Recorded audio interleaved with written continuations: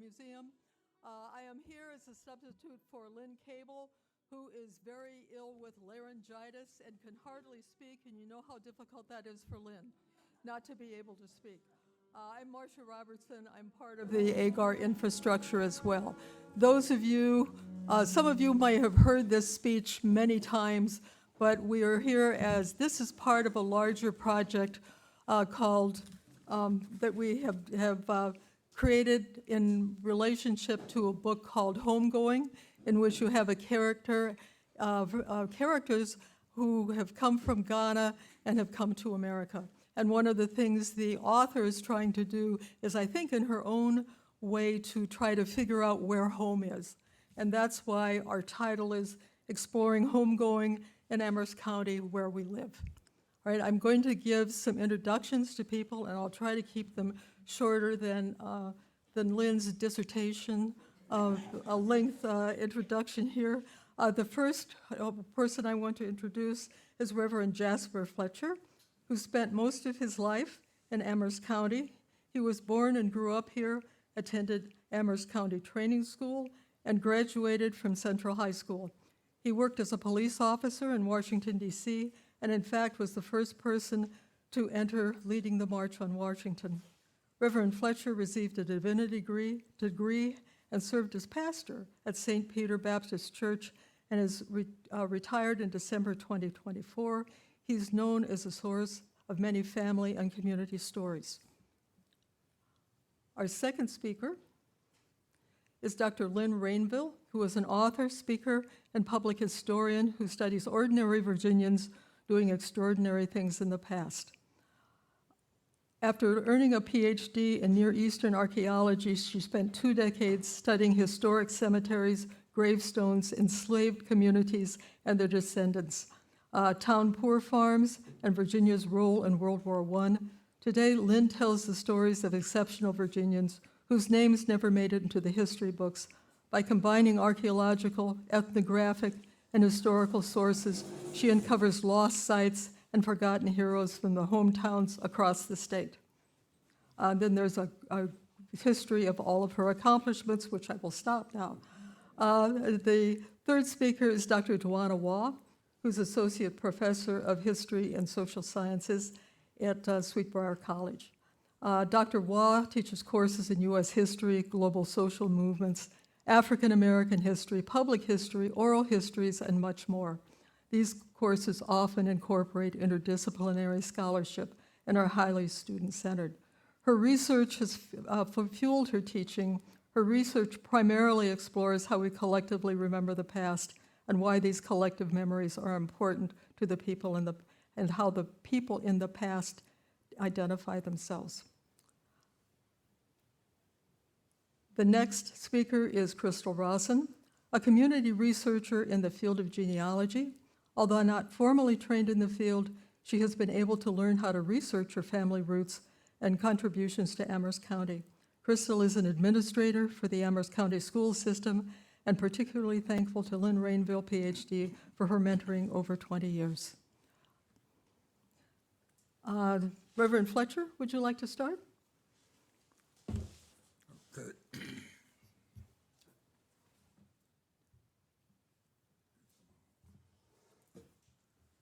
My name is Jasper Fletcher. I am a 4th generation from slavery.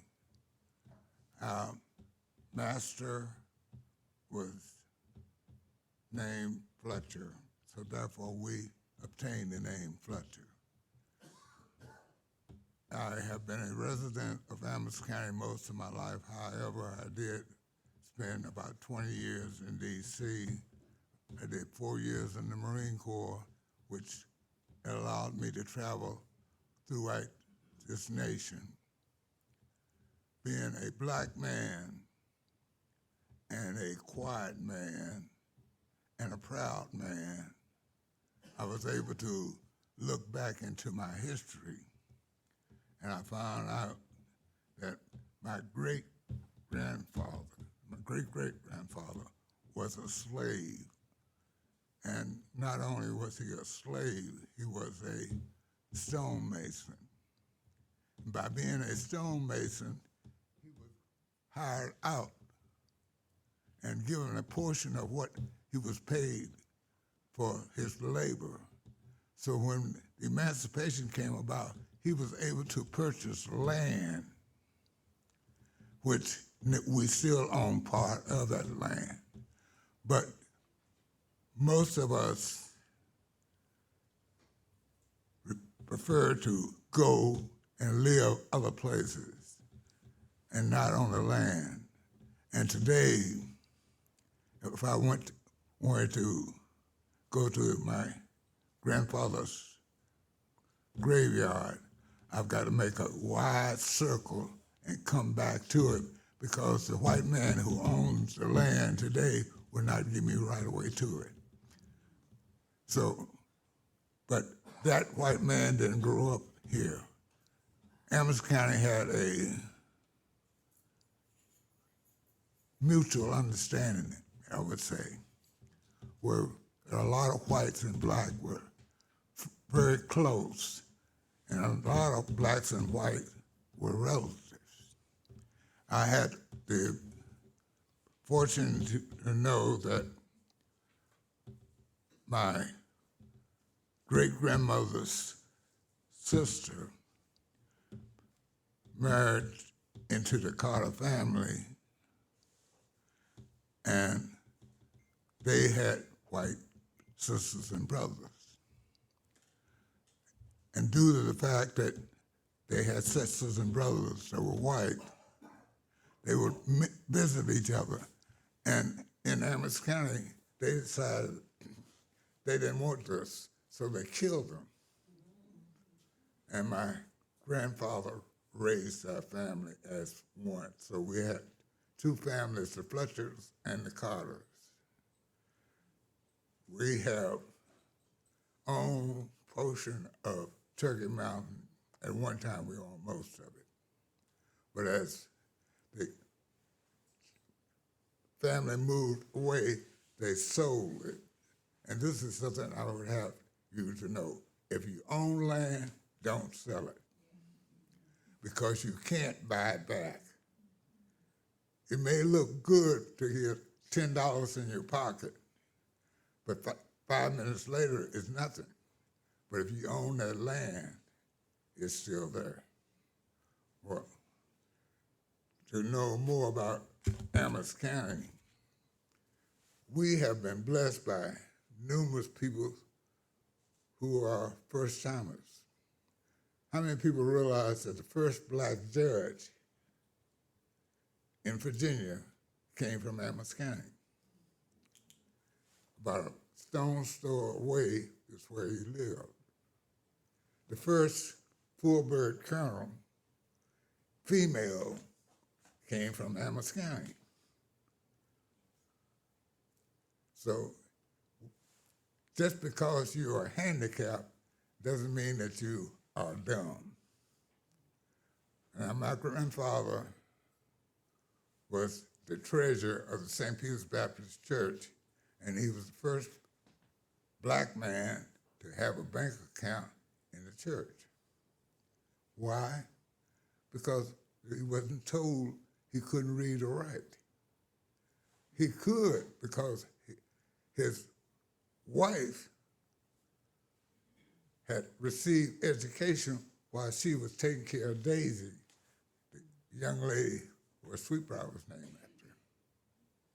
So they got together and were able to purchase land and everything else because of the relationship they had with whites. And if we look back in our history, some of my best friends are white, and some of my worst enemies are black. I am a minister, and therefore I preach the gospel the way I see it, written from Genesis to Revelation.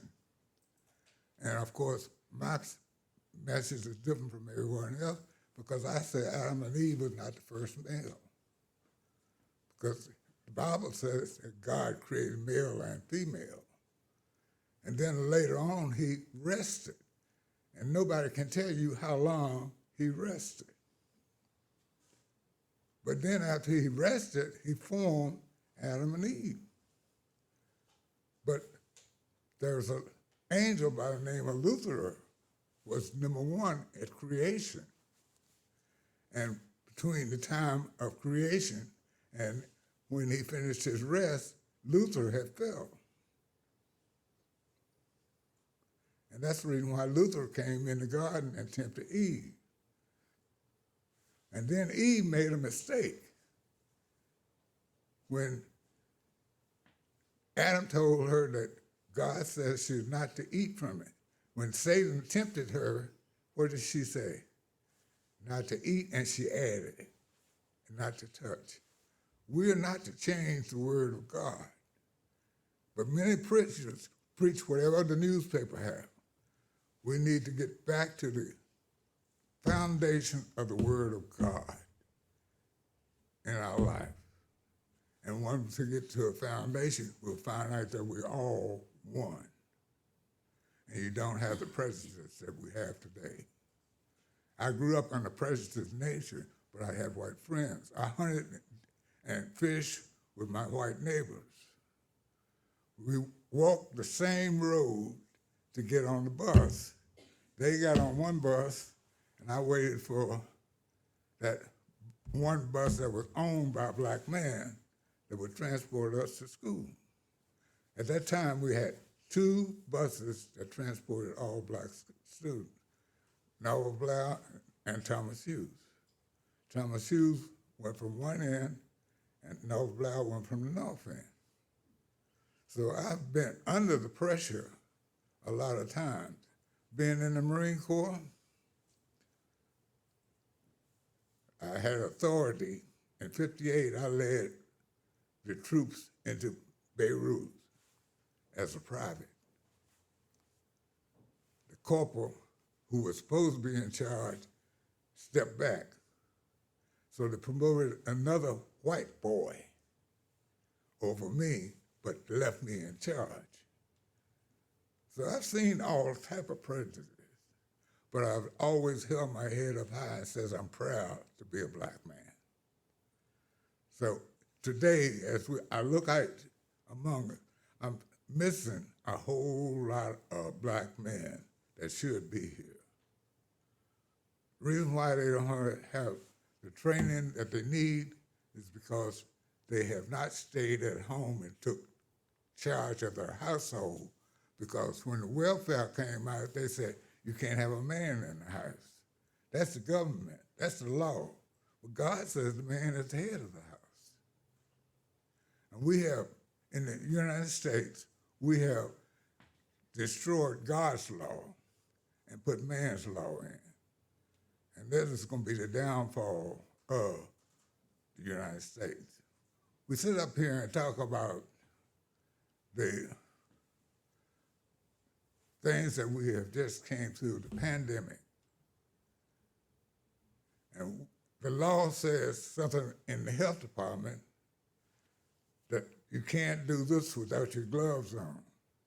We said that the pandemic disease came from China, and where do those plastic gloves come from? China. God says, wash. And we don't got away from that because we got technology and we got education and we got everything else, and we invent things and we forget the word of God. So my lifespan is to teach people to go back to the word of God and be obedient to him. And then Jesus says there's neither male nor female, Jew nor Gentile, because we are one in Christ. And that's what we need, one in Christ. Thank you.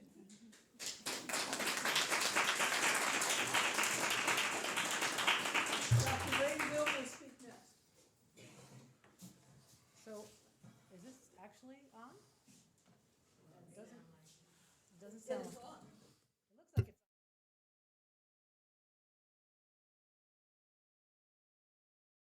All right. Oh my God. Careful what you wish for. Okay, I'm going to back myself up a little bit here. Well, thank you, Reverend Fletcher. Unlike Reverend Fletcher, and actually all of the other talented people on this panel, my home, I'm from Chicago, but I've been here for 25 years, and I arrived here in 2001, and shortly thereafter started working at Sweetbriar College. I no longer work there, but I had 18 years there. And so I organized my comments in the spirit of the book, and then the importance of home, of where people have lived, some of the patterns that the Reverend Fletcher alluded to. So the first couple slides, it's just kind of layering. And I know Dr. Waugh and Ms. Rosson will be putting the flesh on the bones. But the way that I thought about this for this short, like 10 minutes worth of examples. The topo map in the back, Amherst is in the center, and it's a small excerpt of Amherst County to focus on 3 plantations. So, of course, the Reverend Fletcher's family history goes back to James and Lavinia Fletcher in the early 19th century, a married couple that was enslaved by Elijah Fletcher. Elijah Fletcher, in turn, and then his daughter Indiana, were the founders of the Sweetbriar plantation. But there's more to that story, and that's part of why history is so important, all the layers.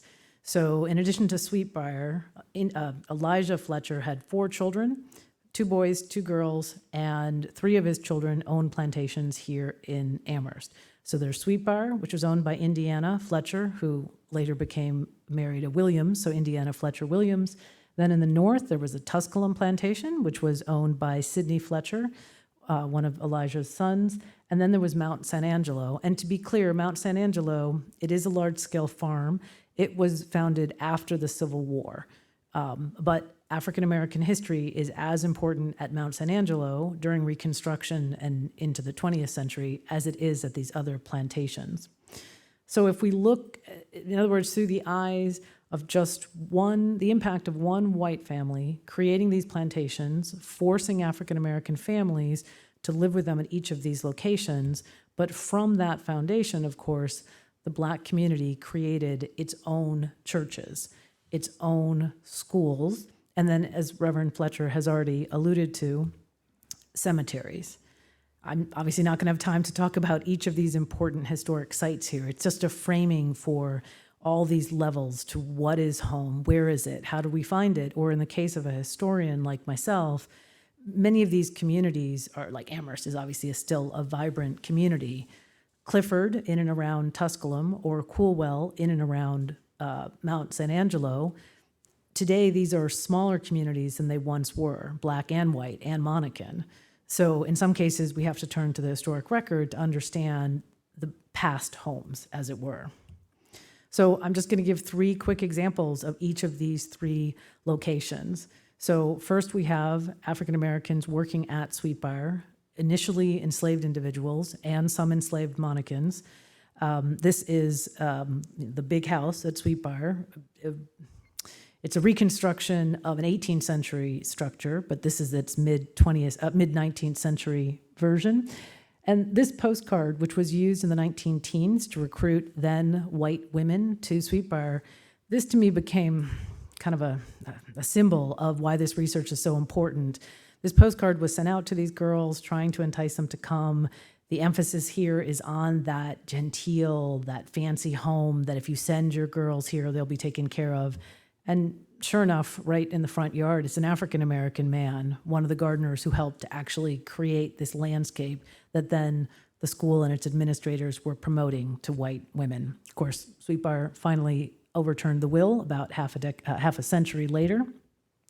And then this is just, again, the smallest of windows into individuals who called Sweetbriar and Amherst home. These are all photographs taken from a 1935 article in the Alumni magazine. There are dozens of other individuals named in that magazine. And then through research that I did and many other people, including folks at this table, we reconstructed the lives of hundreds of African Americans who helped to build, create the plantation and then the college. But each of these individuals, these are now, again, Reverend Fletcher mentioned he's the 4th generation. These are individuals born after the Civil War, in each of these cases, in most cases, their parents were enslaved, in some cases free, and then their post-Civil War contributions to building a college. Many of these individuals worked for the college for over 50 years apiece. At Sweetbriar, setting a small scene for the expertise, Crystal's expertise, we have one of at least 16 cabins for enslaved families at Sweetbriar. Elijah Fletcher, on the eve of the Civil War, enslaved over 155 men, women, and children. So it was a very large Black community. So it's in the fact that just one cabin remains, that is the accident of the historic record. It's not an indication of that he only enslaved a few people. That cabin still stands today. It's had multiple uses. Again, Crystal is really the expert on this, with her family living in the cabin for a period of time. And this is another part of what home is. It's these historic, the structures that remain, the artifacts that remain, the stories that remain, so that we can keep track of whose home was where and who we have to recognize as history makers. As I mentioned in the beginning, these different layers, the schools, the homes, the churches, and of course cemeteries are a critical part of this. And again, unfortunately, as Reverend Fletcher alluded to, sometimes these cemeteries need extra protection or access, because in some cases, Black cemeteries are at risk of destruction, preventing access to ancestors. And in this case, this is a cemetery for enslaved families at Sweetbriar. There are uninscribed grave markers at several dozen sites. And in this case, in this particular picture, in addition to Reverend Fletcher's Carter ancestry, there's also the connection to the Rose family, and this was a family reunion about 10 years ago, celebrating their families and their history at the cemetery. And I would add that this picture, that 1935 article I mentioned, this is a photograph of a woman who quite likely is at the cemetery mourning her second husband, who was potentially buried at that site. So that site, it began as a cemetery for enslaved families. It was used for decades, and including most likely after the Civil War. These kinship connections are so important. This Reverend Fletcher was kind enough to take me to one of he has, of course, multiple family graveyards. This was a visit we took about 15 years ago with hand-inscribed gravestones.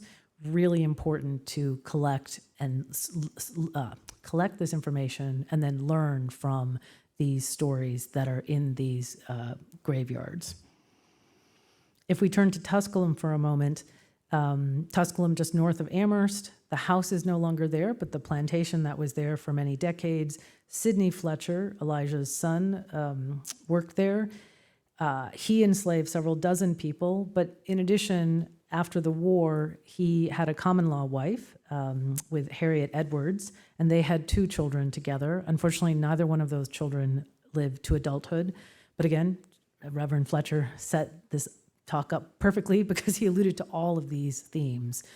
A white man who has a family with a Black woman out at Tusculum. But then the Edwards family, as some of you probably know, prestigious Black family in Amherst. Washington Edwards was Harriet's father, and he is buried at St. Peter's Baptist Church. So we can start to knit together all of these different stories and these historic places. I would add that Sidney with Harriet, in this 1875 letter, Daisy, who is Indiana's daughter, Sidney and Harriet clearly also helped take care of Daisy at different moments, especially when Daisy's mother was in New York City. So lots of layers here, including these remarkable photographs from the early 20th century, late 19th, early 20th century. This is Tusculum, the house, in the background, and then in the foreground we have another woman who, again, this is after the Civil War. This woman is not enslaved, but she is working for the then Williams family. Slightly confusing, not the same family. Indiana Fletcher Williams, that's a different Williams family. Working here, if you look very closely, you'll see the 5 white children in Mary Banks's charge. You've got the 2 children on her lap with her son in between the kids, and then you have a white child sitting on each of the 3 posts behind them. So slightly acrobatic. And then I would say research, I did some of this research, but research is always continuing to recollect the names of the individuals in the Black community living at these different sites and their histories.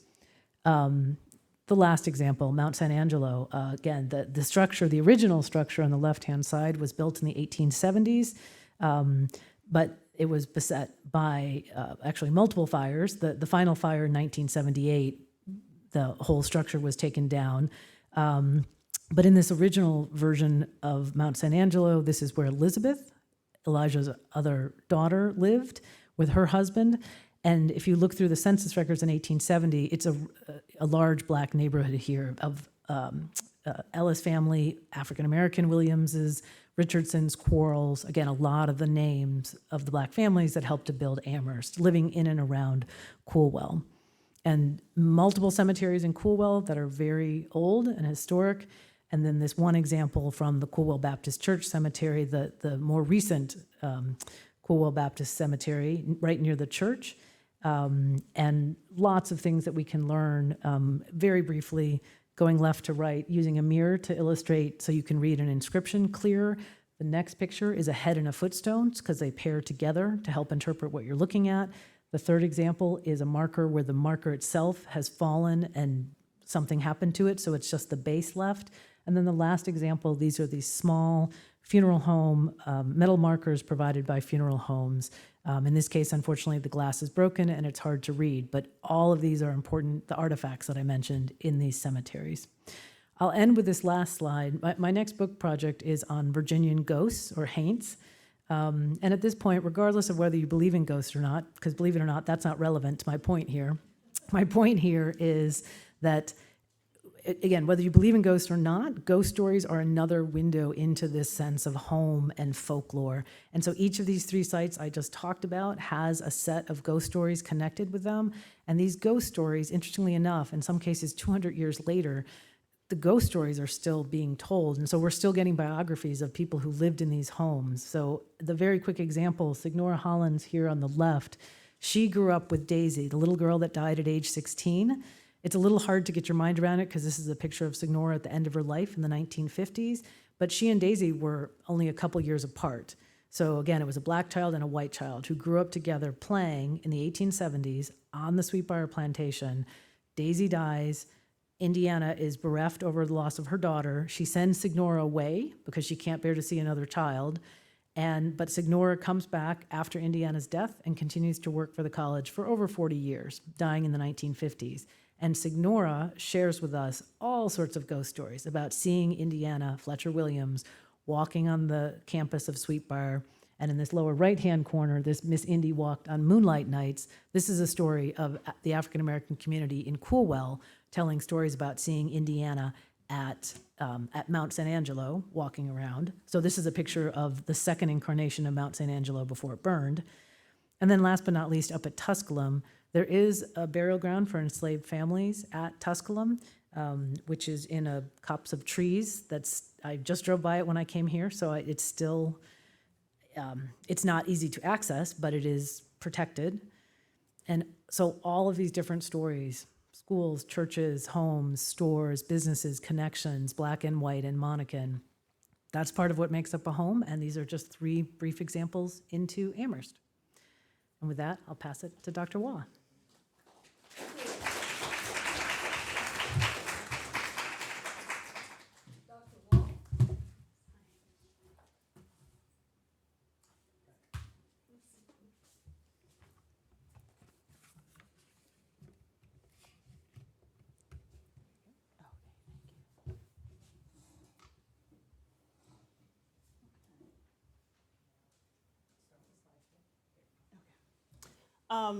So thank you all. As I look at the audience, there are, I know at least two people in the audience are going to be featured in this slideshow, so just wait.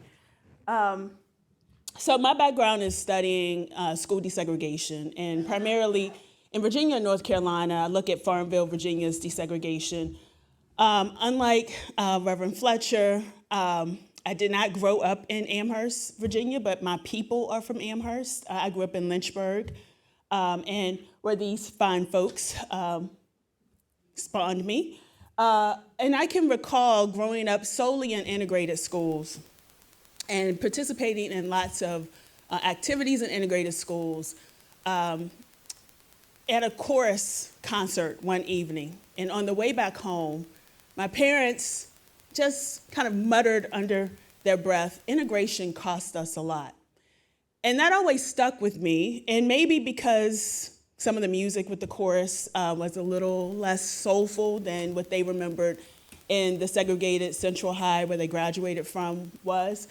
But this quote kind of set me on the trail of uncovering what was the community like in African American schools.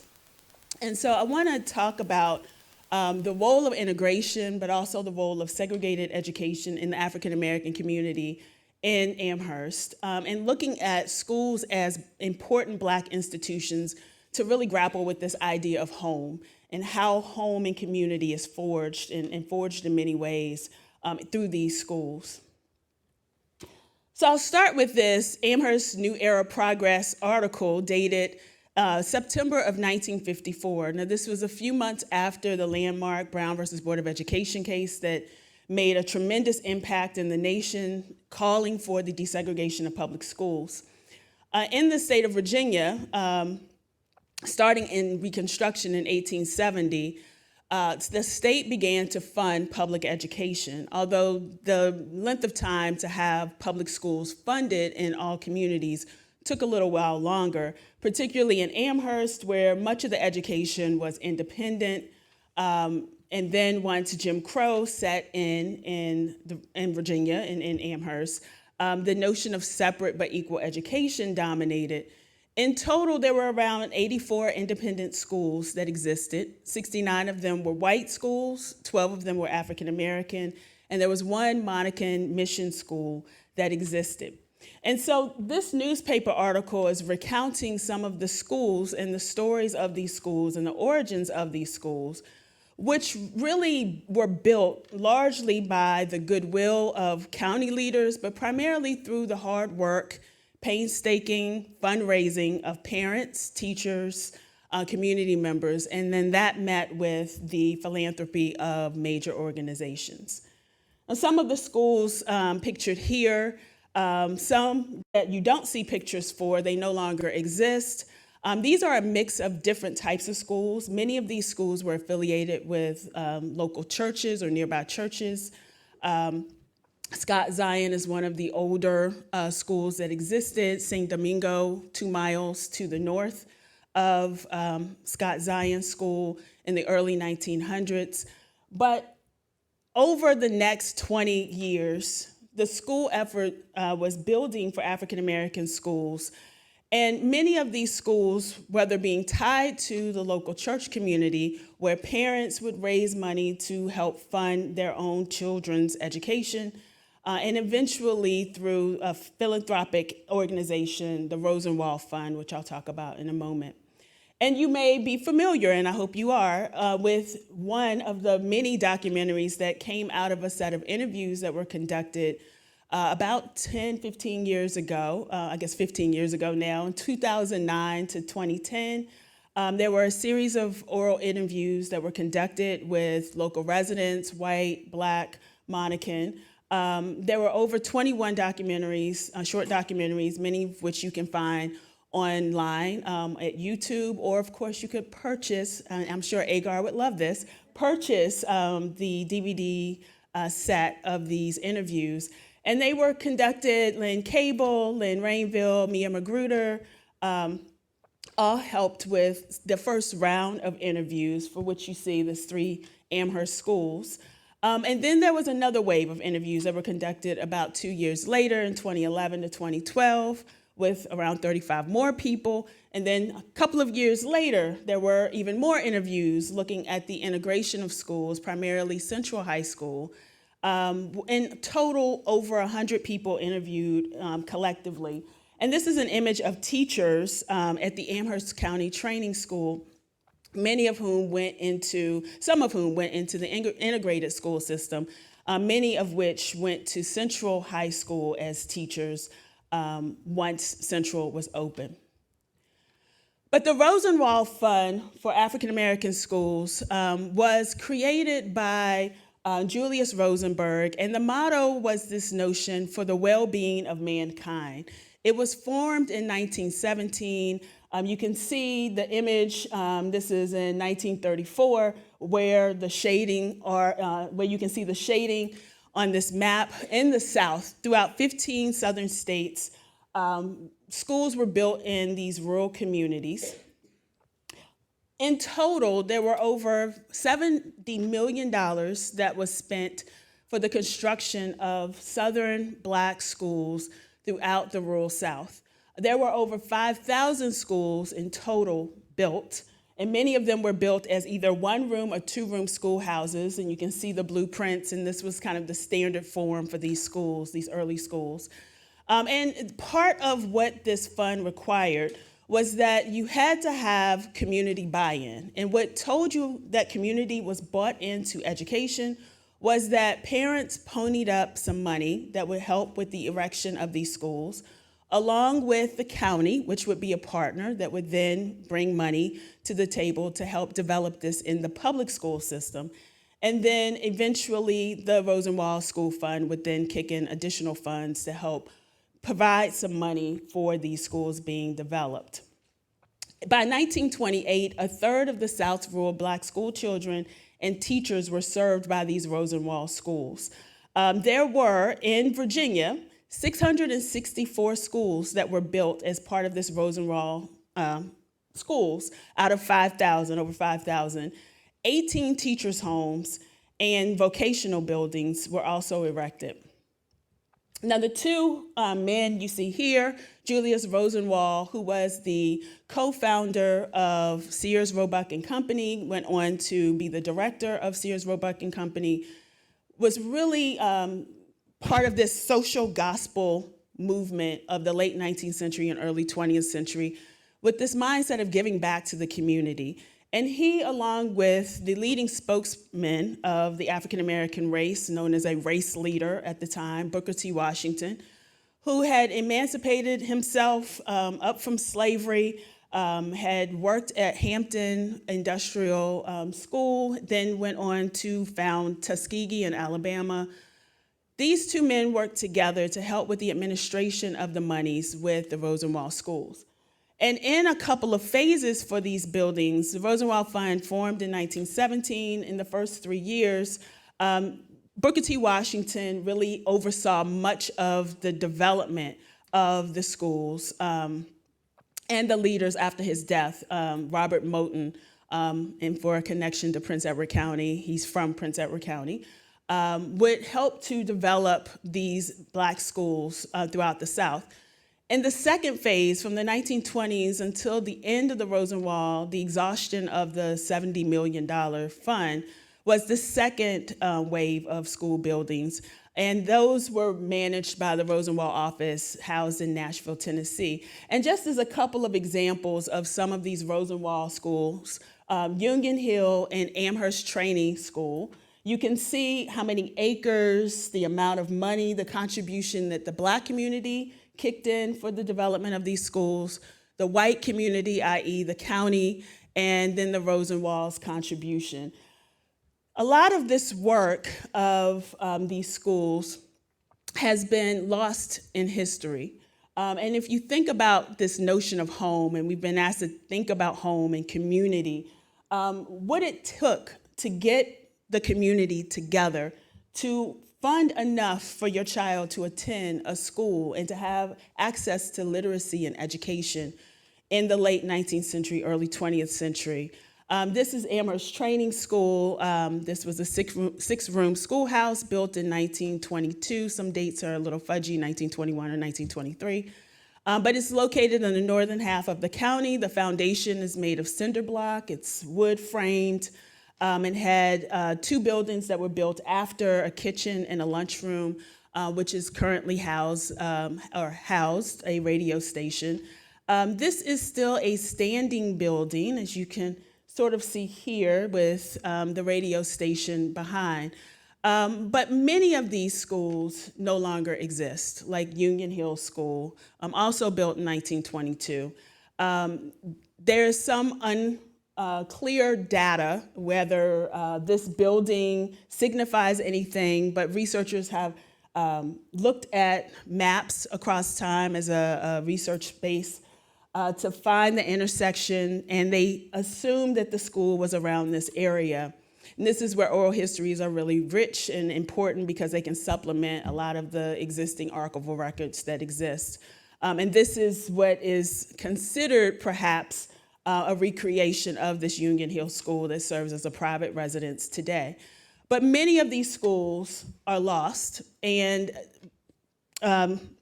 Preservation Virginia, along with the Virginia's Department of Historic Resources, have worked over the last 20 years to try to resurrect this history. In August of 2019, of the 382 schools and auxiliary buildings that existed that were affiliated with the Rosson Waugh School, in Virginia, there were only 126 still standing. 256 of those schools have been demolished in some way, and some of that came through the advent of integration with desegregated schools and the removal of these Black schools, and then with age and miscare over the years. Many of these sites you can find. This is a live website. It uses ArcGIS to track the schools, and you can see the bubbles of where these schools existed throughout Virginia. This was part of this idea of looking at historic memory and these as historic heritage sites. Of 11 heritage sites that exist, saving these Rosson Waugh schools was considered by the state to be that important.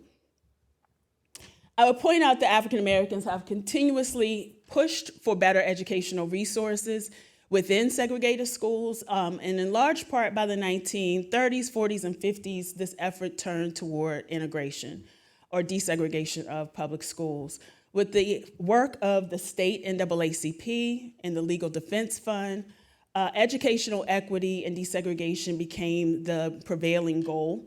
The Brown versus Board of Education case, which one of the school sites is Prince Edward County in Virginia, but throughout in the DC area, in Delaware, Kansas, and in South Carolina, 5 communities came together to forge this Brown versus Board of Education case over a 3-year period until May of 1954. And you can see here in 1952 in Amherst, Black parents, teachers, community leaders came together to form these delegations and petition the Board of Supervisors as well as this county school board for better school buildings for their students. Often these schools were overcrowded or were falling into disrepair. This came to a very positive head in the development of Central High School, which was created in 1956, 2 years after the Brown ruling. And this was in part a nationwide or southern-wide response to the Brown ruling, which was that in Virginia, after the Brown versus Board of Education case, there was a move for massive resistance and to try to prevent the implementation of desegregation. And so the state began to, and lots of counties began to develop better schools for African Americans in their communities. And in this case, Central was one such community that addressed a lot of the overcrowding that existed. Central was important because it introduced 12th grade for the first time. It consolidated in many ways African American students together in the northern part of the county, so it brought people from the southern part as well as the northern part, and they all mixed together to form the student body at Central High School. You may see some familiar faces. The teachers, who are often remarked as being very impactful on their students, helping them with preparing for college, often giving them the shirts off their back, quite literally. Mr. Moore, Miss Jackson, Miss Mitchell, as some of the examples of some of these teachers. In Virginia, as I mentioned with massive resistance, there was the Pupil Placement Board, which was an arm of the massive resistance effort created by the state's General Assembly. The leaders of this three-headed board were appointed by the governor, and they controlled where students attended schools throughout the state. Typically, that's done by local school boards, and there was a lot of pushback against this, so much so that in the early 60s, the Pupil Placement Board was divested of this control of assigning students, yet they still maintained some control until 1966 when a congressional act was passed to abolish this board. And you can see here's an application, parents who petitioned for their children to attend. Case in point, Reverend Winston. Her parents petitioned, and this is a letter from the Pupil Placement Board in Richmond, Virginia, at the Library of Virginia, where her parents wrote to the superintendent of Amherst, "My husband and I are applying for our daughters, Lenore Darnett and Hattie Darnell Woodruff, to Elon Elementary School in Elon, Virginia. This school is much nearer to our home than the Madison Heights Elementary School in Madison Heights, Virginia." The response was initially no and denials, but ultimately both sets of twin girls were able to attend Elon, being some of the first African-American students to integrate. And I'll let Reverend Winston's voice kind of speak on its own here, if I can get this.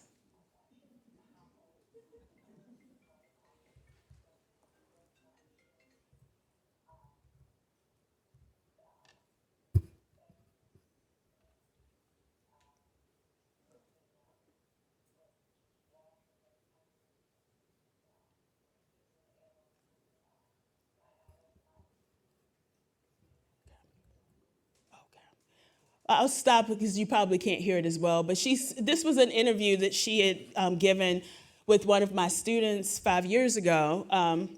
We were studying school desegregation, and she talked about the activism of her grandfather, who encouraged her parents to help her and her sister be the test case to help desegregate Amherst schools and attending Elon Elementary, and that the school was much closer as a result. And is an image of them here at 4 years old.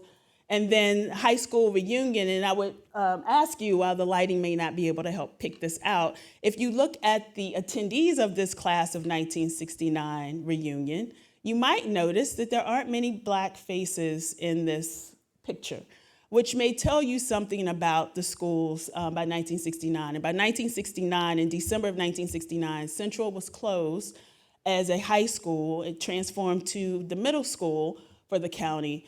And by January of 1970, the schools were integrated in Amherst. Another petition came with Mrs. Mabel Hughes and Mr. Thomas Hughes, Mrs. Mabel Hughes, who recently passed away, that she wanted to, in response to a denial from the Pupil Placement Board of her son to attend, Charles Hughes, to attend the closer school, she said, they said in this letter that 1, construction is out of date. 2, the grades are doubled and there are lack of resources and materials. And 3, Amherst Elementary School is closer than Amherst Training School. And 4, they want to have equal education just like every other child in the county. And so, unfortunately, the Pupil Placement Board continued this back and forth denial, eventually allowing the Hugheses to attend. I embedded this clip, but you may not hear this as well either. Try.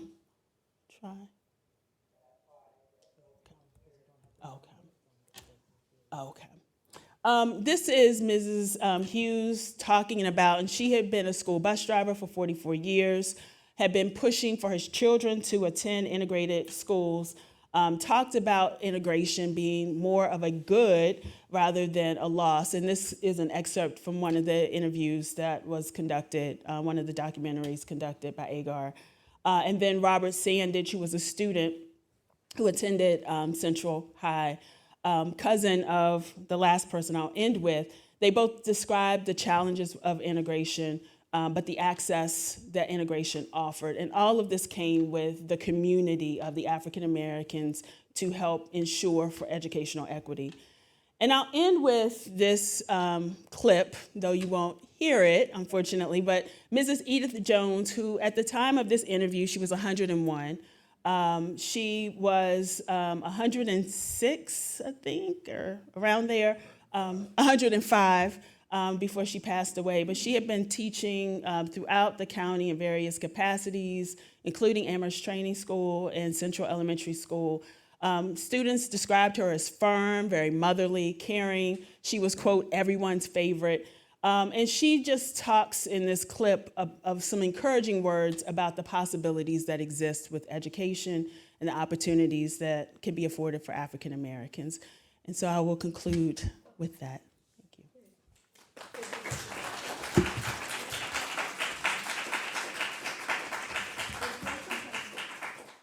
Crystal.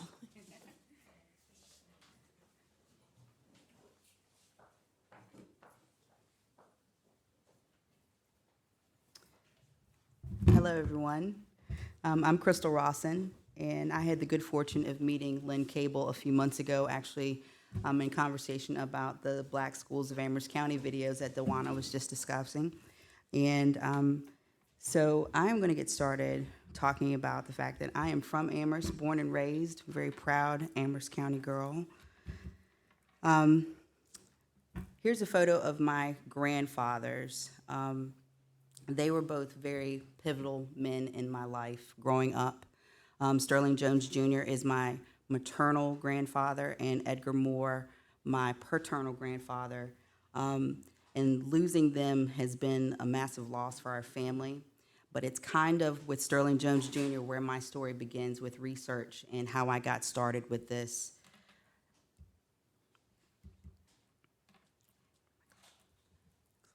So both of my grandfathers grew up in the Coolwell community. They were both born in the 1930s. They were both members and came from some of the first families of the First Baptist Church of Coolwell. Both of their fathers were involved in brick masonry, which comes back into the story of Sweetbriar, and both of the families had connections to Sweetbriar College as well. And when I say my grandfathers grew up in Coolwell, they grew up about 1/8 of a mile apart. So my families, maternal and paternal, grew up very, very close together and have very deep connections with each other. So that's where things kind of begin. And in 2012, my grandfather, Sterling Jr., passed away. And as happens with families when people die, families get together. And after the service that afternoon, I overheard a story of my grandfather's older siblings being born in a slave cabin on the campus at Sweetbriar College. Seemed like a pretty tall tale to me, but I was curious about this, and it piqued my interest enough that I went out in search of this place. I felt like Sweetbriar was a place I knew very well. I had gone to preschool and kindergarten at the nursery program that they offered there. I had gone to Girl Scout troop meetings at Sweetbriar. I had taken swimming lessons, and some of my early childhood memories are being on this campus. So I was kind of confused. I knew about the history of Sweetbriar and it being a plantation prior to becoming a college, but I had no idea of quite the depth of my family roots connecting to it. So I drove around. I went out the next day and decided, let me take a look and see if I can find this slave cabin. And I rode in my mind where I thought it would be. I went into the back roads. I went into the woods. I rode by the stables and over by the dairy and thought about where I would maybe find an old dilapidated building at this time, and didn't find it. Was very frustrated. Came home one night and decided to look online. And I typed in Sweetbriar College and slavery. And up pops a website that Dr. Rainville had created, who I didn't know at the time. And the first thing I saw was a picture of a cabin. And the next photo was a picture of a family that I recognized as my own. And I recognized this cabin immediately, being within eyeshot of Daisy's garden in the backyard of the president's house, right beside the alumni building where I had gone to Girl Scout troop meetings, a building I had seen my entire life, and I had no idea of the history of it or that my family was connected to it in any type of way. So that's the next slide. So there's the cabin. Once I found the article online, I made some phone calls and then drove over to Sweetbriar to take a closer look. And I was shocked by it even existing at that time. Just the idea that something from that time period being there, and the fact that my family had lived in it, and that the story was true, and that my grandfather's older brothers and sisters being born in it was quite a jarring thought. So at the time that they lived there, it was in the early 1920s. They eventually moved after having a few children and moved into the Coolwell community and lived there. For many years, they continued to work there. And into the 1950s, when my great-grandfather, whose name was also Sterling, when he passed away. And there he is. It's kind of interesting. My middle name is Sterling.